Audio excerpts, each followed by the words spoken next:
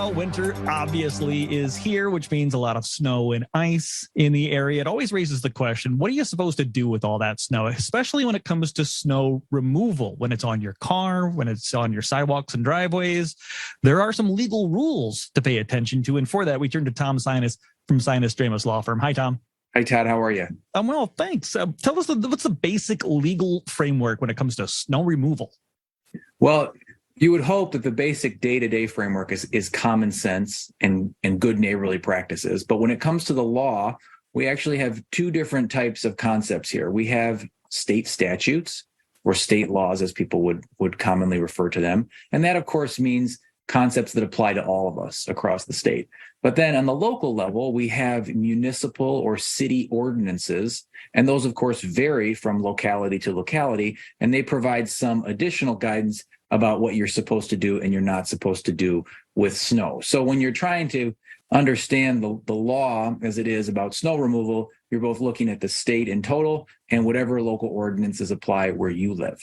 Okay, so it's more than just one rule book to follow. You got a couple of places to turn to if something happens. Let's start with the cars. I'm getting to work. I get outside. I got a half inch of frost on my windshield. I got to get that off before I can start driving, right? Yeah, you do. And that actually comes from state statute. Again, something that applies to all of us, and it comes out of our motor vehicle code. We have two concepts here.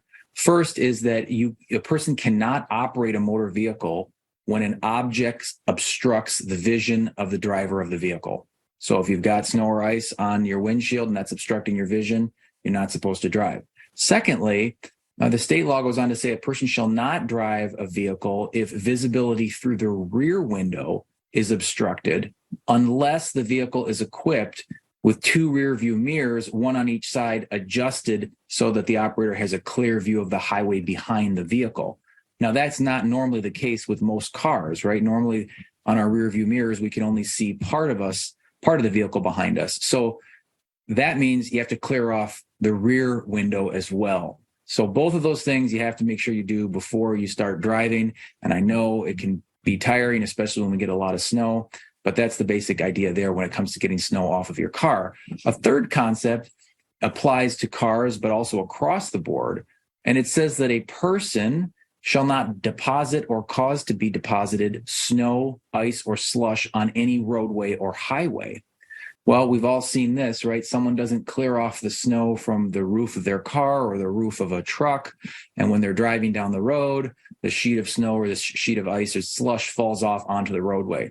Again, that's not supposed to happen. So when you're clearing your car, you got to clear it so not only you can see out of the front and you can see out of the back, but so that when you're driving, snow and ice is not falling off of your car onto the road. Oh, I've got personal experience with that one, Tom. Yep. A sheet of ice off a semi nicked the passenger rear view mirror about 5-6 years ago as I saw it fly off the top of that. It does happen. You got to clear that stuff off before you hit the roads. What about on our sidewalks, our driveways? Where a lot of snow blowing's been happening, and I'm sure there's more to come. Are there legal rules to follow? There are. Let's go back to the last one we just talked about and apply it to homes. So again, it says you can't deposit or cause to be deposit snow, ice, or slush onto a roadway. Well, what does that mean? It means when you're snow blowing your driveway, as tempting as it is, you're not supposed to be snow blowing your snow into the road. You're supposed to, of course, be keeping it out of the road. But there's another concept here that says that you can't be depositing snow or ice along the shoulder in a way that obstructs what the law calls the safety vision of a driver. So when you're piling up your snow outside of your house, you have to do it in a way that's not pushing into the road, but that isn't obstructing the vision of a driver. And of course, in West Michigan, depending on how much snow we have, it can get challenging to try to figure out where to put it. But we also have local ordinances, and we talked about this at the beginning. And let's talk about the city of Grand Rapids. City of Grand Rapids has an ordinance that says that the owner of a property or someone who's living there has to clear any accumulation of snow within 24 hours from the time of the accumulation. Now, the statute doesn't define what an accumulation is in terms of inches, but it's clear that the snow has to be removed from a public sidewalk within 24 hours of the accumulation.